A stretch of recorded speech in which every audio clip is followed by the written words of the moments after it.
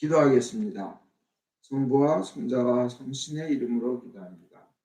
다시 오실 주님, 저희는 언젠가는 반드시 꼭 주님 앞에 설 날이 오고야 말 줄 믿습니다.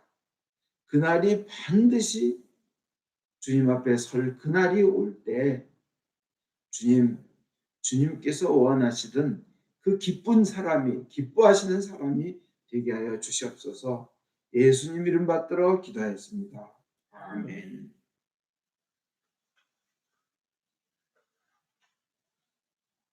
오늘은 대림 3주입니다. 이 대림절은 다시 오실 주님을 맞이할 준비를 한다고 합니다. 다시 오실 주님을 맞이할 준비를 해야 되는데 뭘 해야 될까요? 그건 뻔합니다. 하나님이, 그 다시 오실 주님이 원하시는 것을 하면서 기다려야 됩니다. 원하셨던 것, 그분이 원하셨던 것. 근데 그분이 간절히 원하셨던 것은 물론 지난주와 지난주에 했던 그 예수님을 구원자로 믿고 나의 죄를 모두 회개하고 주님을 향한 생활만 한다. 그리고 뭐겠습니까? 정말 원하셨던 것, 그것은 영혼 구원입니다. 많은 사람들을 구원하는 겁니다. 얼마나 우리를, 인간을 구원하고 싶으셨으면 자기 목숨까지 던졌을까요? 얼마나 그 창조주이신 예수님이, 하나님이신 예수님이 얼마나 그것을 원하셨으면 죽으면서까지 이루고 싶어 하셨을까요? 그것은 무엇일까요?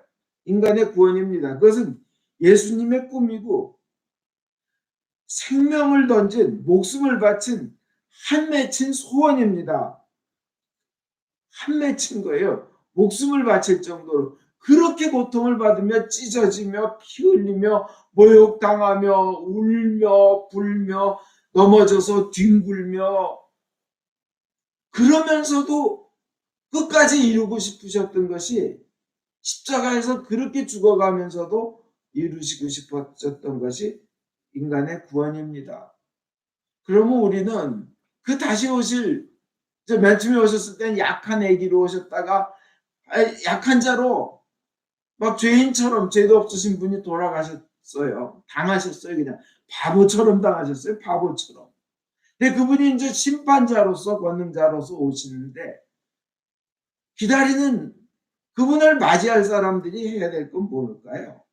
영혼 구원입니다. 나뿐만이 아니라 준주의 사람들의 영혼을 구원하는 겁니다.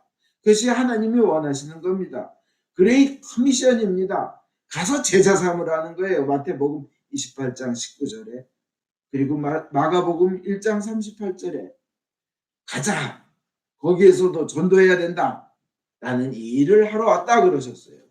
전도하러 왔다. 예수님이 오신 사명선언문이에요.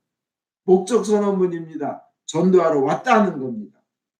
그리고 마지막에 이제 돌아가시기 전에 하신 것은 사랑하시고, 부활하시기 전에 하신 말씀은, 그러니까 돌아가시기 전에 계명을 내리신 건 서로 나처럼, 내가 널 사랑하는 것처럼 살아가는 거고, 부활하시기 전에 부활하시고 나서 승천하시기 전에 주신 사명은 모든 민족을 제자로 삼아, 이 제자로 삼아 뭐예요? 훈련까지 시키려는 거예요. 씨앗만 뿌리지 말고 아버지와 아들과 성령의 이름으로 세례를 베풀고 내가 너희에게 분부한 모든 것을 가르쳐 지키게 하라는 거예요. 전도하라는 겁니다. 그리고 양육시키라는 겁니다. 지금 주님 오실 날이 점점 다가오고 있습니다. 개인의 앞날도 언제 어떻게 될지 모르는 그런 시간입니다. 이때 모든 정열을 기울여 구원받지 못한 사람들에게 예수를 전하고 제자 훈련을 하고 성부 성자 성령의 이름으로 세례를 받게 하는 것이 예수님의 한 맺힌 소원입니다. 우리가 예수님의 제자라면 그걸 들어드려야 됩니다. 우리 기독교는 그럼 우리가 뭐 이런 얘기하면 평화가 깨지는데, 뭐 이렇게 하면 가족이 깨지는데, 여러분, 우리의 목적은 평화가 아닙니다. 영혼 구원이지. 그건 우리의 목적은 세상의 평화가 아니라 영원한 평화입니다. 때로는 영원한 평화를 위해서 세상의 평화는 포기해야 됩니다. 그렇지 않습니까? 이 우리 기독교의 목적은 영혼 구원 영생입니다. 세상에서만 인간이 마음 평안하라고 만들어진 게 절대 기독교가 아닙니다. 실제로 예수님의 직계제자들은 고통을 받고 남들이 아니다 거북해해도 끝까지 죽으면서까지 예수님을 전했습니다. 그 당시는 평화가 깨집니다.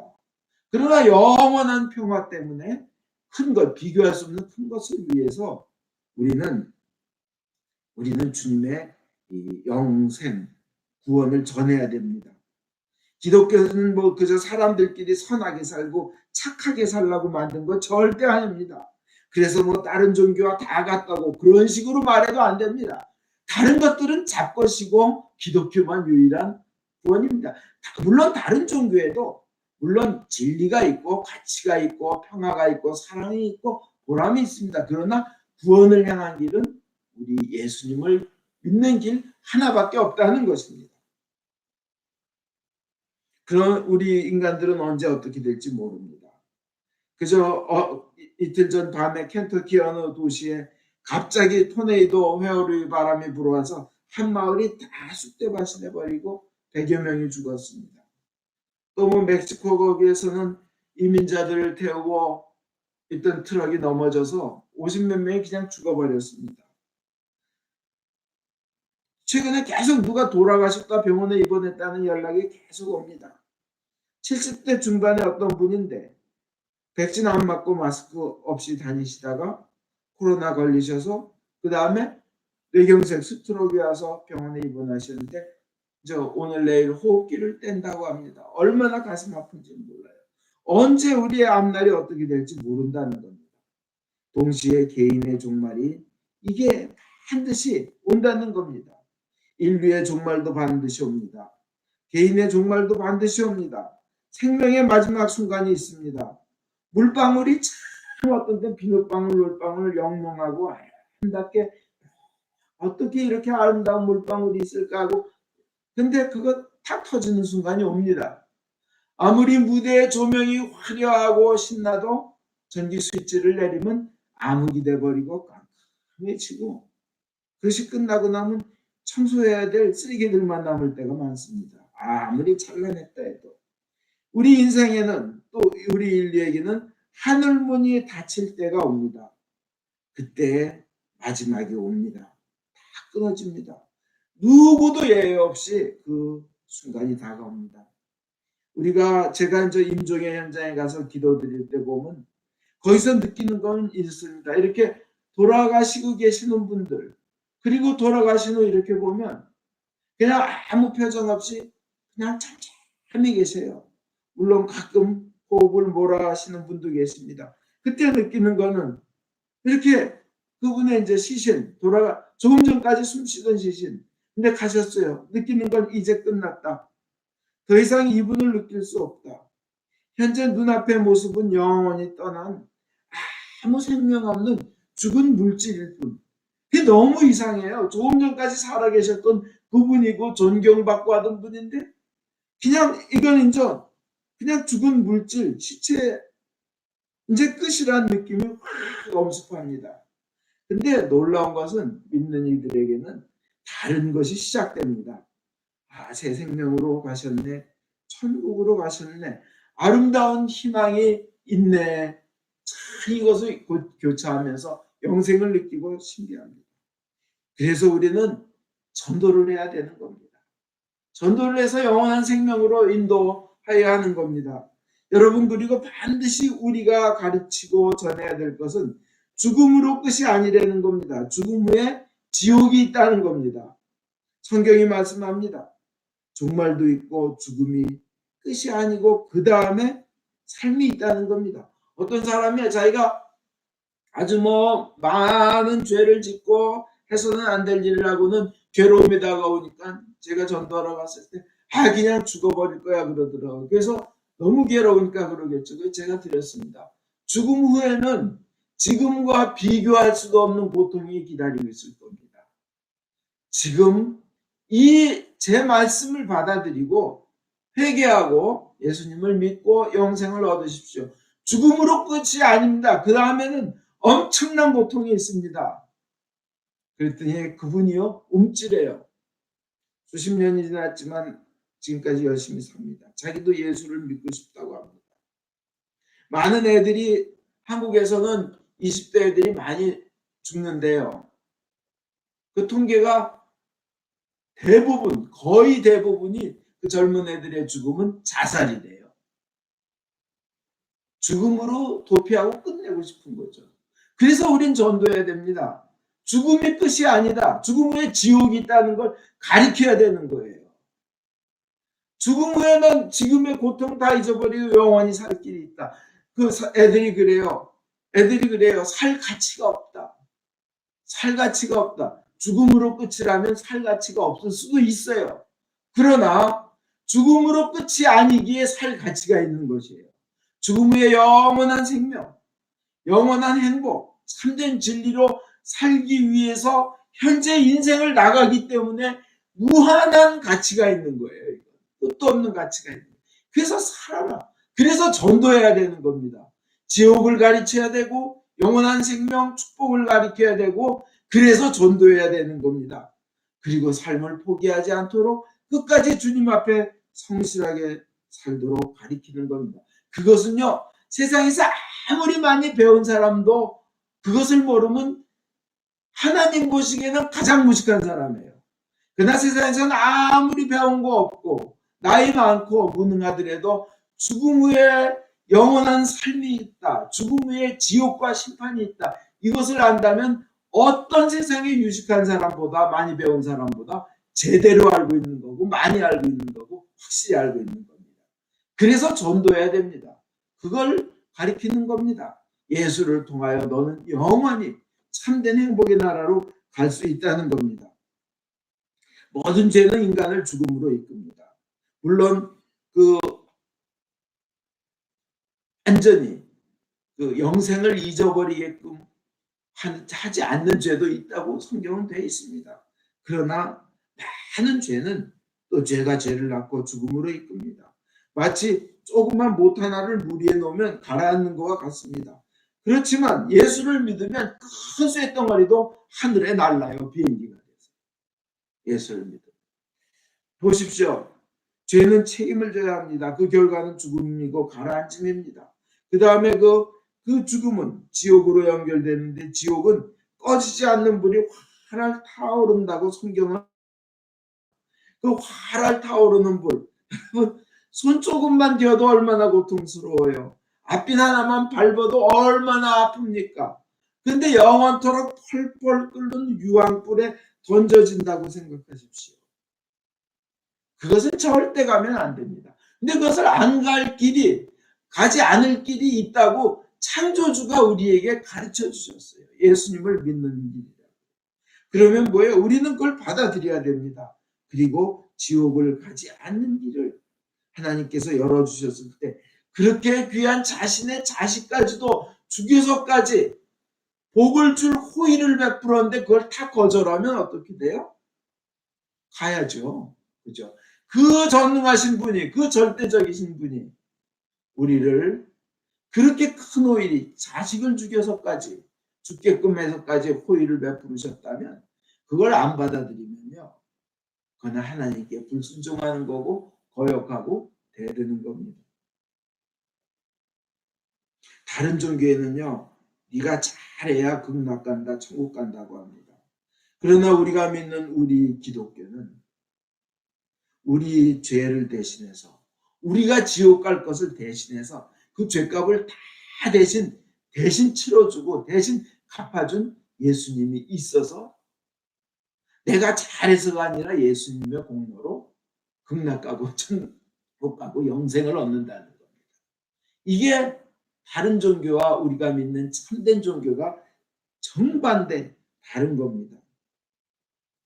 그렇다면 죽음으로 끝이 아니라는 것, 영원한 생명이 있다는 것을 전해야 됩니다. 성경이 말하는 제일 큰 죄는 뭡니까? 예수를 믿지 않는 것이 제일 큰 죄라고 합니다. 그리고 이 성경의 말씀은 반드시 이루어집니다. 남이 믿건 안 믿건 하나님의 말씀은 반드시 이루어집니다. 내가 눈을 감는다고 해서 그 예언이 안 이루어지는 게 아니에요.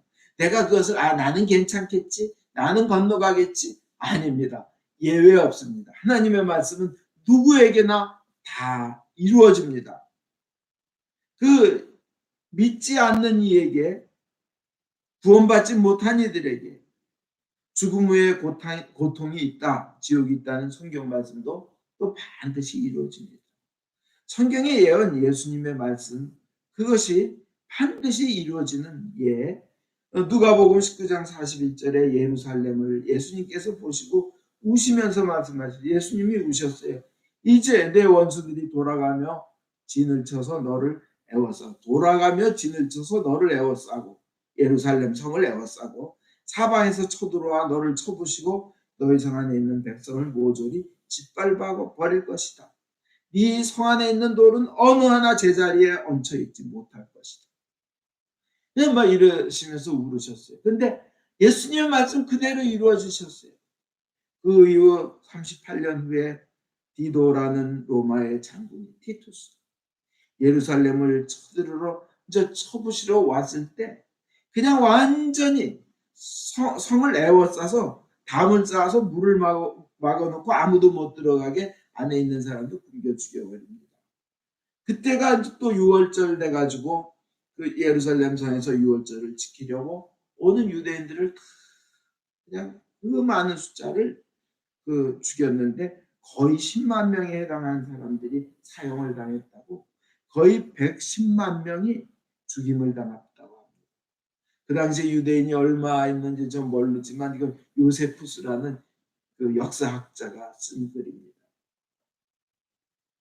정말 그때 로마 황제가 완전히 다 때려 부셔라, 그 대신 탑만 남겨둬라, 로마 군인들이 여기를 공격하고 승리했다는 표시로 탑만 남겨두고 다 부시라는 명령을 했다고 합니다. 그 말대로 이루어졌습니다. 예수님께서 그렇게 말씀하셨잖아요. 원수들이 돌아가며 너를 애워쌌잖아요.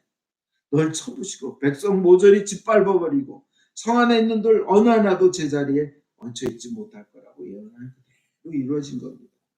예수님의 그 예언이 성취되듯이 다른 예언들, 인류에 대한 심판, 개개인에 대한 심판 또한 반드시 이루어지며 예수를 믿지 않는 사람들에 대한 하나님의 심판 반드시 이루어집니다. 그래서 중요한 것은 가장 큰 사랑이 무엇이겠습니까? 애들에게 해줘야 될 가장 큰 사랑은 무엇일까요? 예수님을 전하는 겁니다. 죽음 후에 영원한 생명이 있어서 이 인생은 가치가 있고 보람이 있고 열심히 살 의미가 있다는 걸 가르쳐 주는 겁니다. 그리고 그것을 받아들이지 않는 이들의 죽음 후에는 죽음이 있다는, 지옥이 있다는 것도 가르쳐 줘야 합니다. 물론 알아들을 만했을, 좀 컸을 때, 사춘기 시작했을 때 가르쳐 줘야 되는 겁니다. 그것이 가장 큰 사랑이고 가장 큰 훌륭한 신앙인들이 자식에게 해줄 가장 큰 선물입니다. 뭐 저 사람은 이래서 안 돼, 저 사람은 아직은 아니야, 이러면 안 돼요. 여러분, 남편이 5이나 바뀌었던 사마리아의 여인을 예수님께서 구원한 거 보시지 않았습니까? 죄인이고 능력이고 깝깝하고 관계없습니다. 전해주는 겁니다. 진정한 사랑 뭡니까? 아내에게 옷 사주는 거, 좋은 차 사주는 거, 남편에게 반찬 잘해주는 거, 그것보다 더욱 중요한 것은 사랑하는 이가 영원한 생명, 영혼을 건지는 그것입니다. 가장 큰 사랑이고요. 하나님은 우리가 가족의 구원자 되며 속한 단체의 구원자 되며 나라의, 전 세계의 구원자 되기를 원하십니다. 그런데요, 모세를 애굽에 속한 이스라엘 백성의 그 구원자로 보내셨던 것처럼 하나님은 우리가 속한 곳의 구원자로 우리가 나서길 원하고 계십니다. 지금 제가 드리는 말씀을 사람의 말로만 듣지 말고 하나님의 말씀으로 받는 자는 복을 받을 것입니다. 모세의 말씀을 듣고 하나님의 말씀으로 듣고 문설주에 어린 양의 피를 바른 자들이 다 살았듯이 하나님의 말씀을 듣고 그대로 하는 자들, 그분들은 다 살 것입니다. 다니엘서의 12장 3절에 많은 사람을 옳은 대로 돌아오게 한 자는 별과 같이 영원토록 비치리라 말씀하십니다. 결론은 전도해야 합니다. 많은 사람을 옳은 대로 돌아오게 한 자는 별과 같이 영원토록 비치리라. 여러분 자동차가 후진하고 있는데 그 뒤에 아이가 놀고 있다면 여러분 어떡하시겠어요? 뛰어가서 건져낼 거 아닙니까? 세상 언제 죽을지 언제 종말이 다가올지 모릅니다. 이럴 때 가서 사람들을 살리는 것.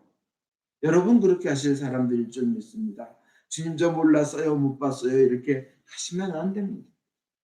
잠언 24장 11절에 죽을 자리로 끌려가는 사람을 건져내고 죽음에 말려드는 사람을 구하여라. 그런 사람을 모른다고 하지 말아라. 사람의 마음을 헤아리시는 이가 어찌 모르시랴. 네 목숨을 지켜보시는 이가 모르시랴. 그는 행실대로 사람에게 갚으신다. 디모데후서 4장 1절 나는 그대에게 엄숙히 명령합니다. 하나님의 말씀을 전파하시오. 기회가 좋든지 나쁘든지 꾸준히 전하고 끝까지 참고 가르치면서 사람들을 책망하고 훈계하고 격려하시오. 여러분 전도하는 여러분 되시며 하나님으로부터 큰 상 받으시기를 바랍니다. 아멘.